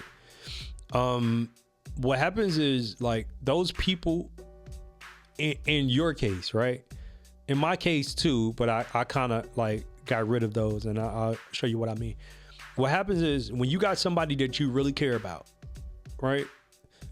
Emotionally, you put up a property in your mind for them, and they might have a yard, they might have a fence, they might have a garden, they might have a nice driveway, and you decorated it, a 2-story, 3-story, whatever. They might have a view, they might have all these things, right? What happens is with abandonment is that the moment they leave that property, right? Meaning they left your life for whatever reason. They're upset with you, they pissed you off, whatever. Like, you now have to go through the process of like demoing that building, but we never demo it. Yeah, we still hoping they come back to turn the lights on. Yep. But what happens to a property when nobody live in it? That's a good. I'm gonna go back and stay on myself with this because I feel this. Yeah. I demolished my property for my father, but I still deal with the abandonment issues because I have kids and he ain't ever been a part of it. Yeah. And now there's property that I have to. I don't know if I have to explain, but I'm always insecure about that lane. Like, one day he's gonna pop up, and it navigates itself to build little small structures in my head. So that means you just didn't rebuild something on it. And for me, what I had to learn is like I would do that for every person, because I love hard, I support hard, I believe hard, I do all these. So every person have a property, but the thing that would trigger me, that was a little different, was once you came back in my life, I would immediately start building that property. And then what if they leave in the middle of you building it? Yeah. Now you're even hurt worse than what you was when they left the first time, right? Because it's triggering because you went back to repair the building, and now your goal is to make this building nicer than what it was the first time, right? So I think what you have to do is realize that one, like when it comes to our kids, it's a little different because they don't have the same expectations, or they don't have the same abandonment or buildings or streets or property or acres that they got in their emotional real estate. They don't have that we have. We only have it that way because of what we went through. Right? Yeah. Right. Ours may have trees on it. Ours may have all these things. It may not allow the sun to come through. Theirs may not have any trees, and it may allow the sun to come through to them. You know what I'm saying? So they don't even look at that property the same way. You know what I'm saying? It's just triggering for you because that was dad. Like, bro, like, and you can't do that to them, especially my babies. And I protect them. My job is to protect them. My job is to be there for them. But in this situation, you just have to know that, like, because what I went through and I survived it, I'm going to make sure if this were to ever happen to them, they'll be okay. Yeah, I feel you. I'm relating a lot to it. Yeah. Hey, man, I'm gonna kind of wrap us up. We've been going for an hour and 45. Yeah, man. All right? Yeah, man. Good? Yeah. I want to still do the trivia and show you the comedy. Let's do it. Definitely check out his book. It dropped this month. Tell them the title again and where they can find it at for sure before we transition. So right now, the name of my book is Hidden Superpower. You can find it on every platform. I got the audio book. I got the ebook, the hardcover, soft cover. Right now we've been playing with the dates. It's up for pre-order right now, but we're looking at December 1st. So December 1st is probably when it's gonna be fully released, and you'll see me more everywhere kind of promoting this book. It took me a while to actually write this book. I rewrote this book 3 or 4 different times, and it was hard because I only tell my story a certain way, and I had to learn how to do it in a way that people read or digest or impact. So I think it's a good book. If it's not, maybe ask me for your money back. No, don't do that. Don't do that. But you bought it, goddammit. You bought it. But for sure, Hidden Superpower by Cousin Colby. Hey, man. Sure. Hey, and y'all too, check them out on social medias with the reels, even though they might be repurposed or not. It's real, some great content, some great information, some great guidance. And if you are looking and going through some of these challenges, grace over mercy, and find your, what'd you call it, a play box? Skybox. Skybox. Yeah. Find your skybox. Yeah. Sure. Now let's have a little fun before we leave. Okay. All right. I'm just gonna be just on.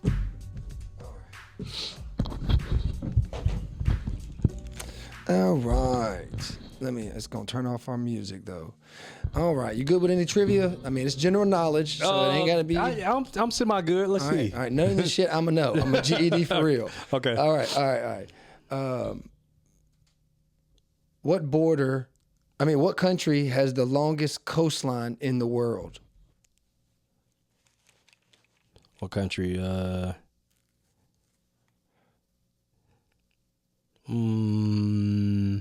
I'm hard first. This is hard.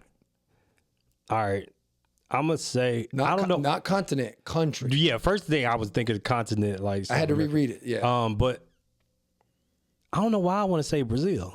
It's over here in North America. It is in North America. You close. Okay. You hot. I give you another shot. Yeah.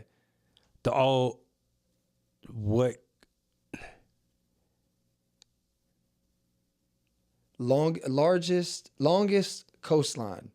So is it? They white. Canada? Yes, Canada. No, I was gonna say Mexico. I was like, I was gonna say like the East Coast, but no. That's crazy. All right, let me go up here to this one. Okay, what U.S. city is known for the Golden Gate Bridge? What's that? What you said? What city? Yeah, what city? San Francisco. San Francisco. Yeah. That's it. Yeah. All right. What primarily do you receive from sunlight? Vitamin D. Vitamin D. Yeah. All right, what is the closest star to the Earth? The sun, I guess. All right, now we're going to go to brain teasers. Okay, cool. All right. The more you take away from me, the bigger I get. What am I? The more you take away from me, the bigger I get. What am I? I hate riddles. More you take away from me. I'm going to give you a hint. Mm-hmm. It is. Do not take it literal because it's a generic hint. Mm-hmm. Landscaping. When I say landscaping, I don't mean cutting the grass or you know what I'm saying. I mean actual like landscapers. Something they would do. It's relative. Man, I don't know. This is a tough one. A hole. Okay. All right. That's deep. Okay. What has many keys but can't open a single lock? I know this one. Piano keys. That's right. All right. Where's the other one I had earlier that I like to joke with? Okay. What has hands but can't clap? The clock. I thought about Sarah's ass cheeks, but you know what I'm saying? It's the clock, you know? All right. Now this one, you should know this. A man shaves every day, but still has a long beard. How? I don't go to, I would not know this answer as a white guy. It wouldn't be relevant. The answer is not relevant to me in that same sense. That's the only hint I can give you. But it is a man shaves every day, but still has a long beard. I don't know this one. He's a barber. Okay. We go to hair. The wife was go to hairstylist. Yeah. So I was trying to. Okay. All right. That's good. All right. Last one. What runs but never walks, has a bed but never sleeps? Runs but never walks, has a bed but never sleeps.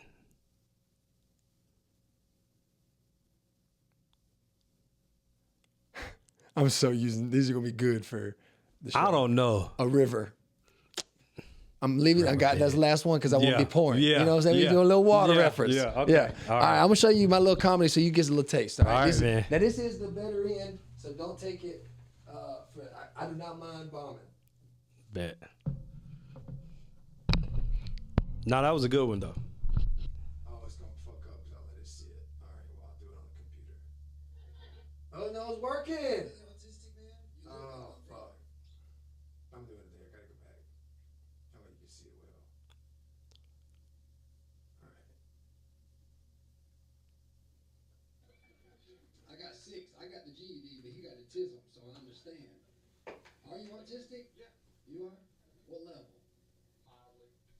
So hot sauce? Yeah. Just hot sauce. More dinosaurs not trained. Yeah. So what's your specialty? Dinosaurs. Oh, that's it? Useless information. All right, so what's a dinosaur we don't know? Man, I don't fucking know. I was telling you about your bone, man. He's still not colorblind, bitch. You might have autism, but you can see red, yellow, and blue, motherfucker. You better put them bifocals to work. Shit. Y'all all come as a group? We got the 2 in the back. Y'all all in group? Who's lesbians?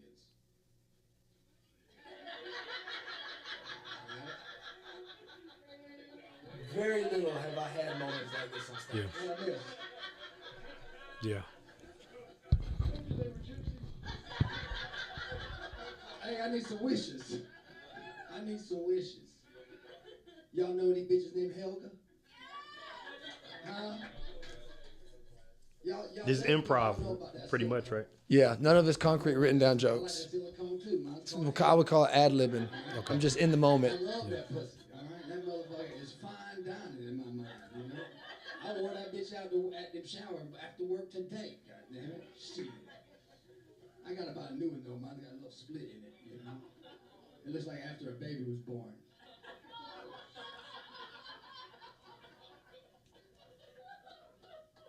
It's an investment, man. You gotta pay for it, you know?